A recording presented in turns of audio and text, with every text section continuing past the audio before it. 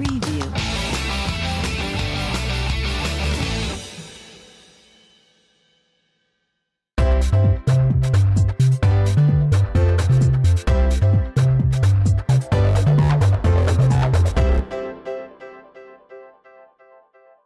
La justice, la police sont-elles suffisamment armées pour répondre aux défis posés? Dans un hangar chalonnais a lieu une pièce bien particulière, Oussama, ce héros de la compagnie Le Bourdon. L'histoire porte sur Gary, ado en manque de repères, qui décide un jour de réaliser un exposé sur Oussama Ben Laden, ce qui va chambouler la vie du quartier déjà peu tranquille. Un spectacle très visuel, notamment avec le jeu de lumière, comme l'explique Nathan, le régisseur lumière. Mon métier, c'est souvent essayer de décoder techniquement les envies des metteurs en scène qui parlent de sensibilité et que nous, on parle de technique, et du coup de faire le lien entre les deux. Avec le savoir de la technique, arriver à pousser la sensibilité, ce qu'on a envie de dire au maximum et de le montrer au spectateur. Donc ça peut être de diverses façons, ça peut être appuyer des choses. Là, dans ce spectacle, par exemple, la musique appuie énormément le jeu des comédiens. Donc moi, c'était une contrainte dans le sens où cette sensibilité-là était déjà exacerbée dans le spectacle par la musique.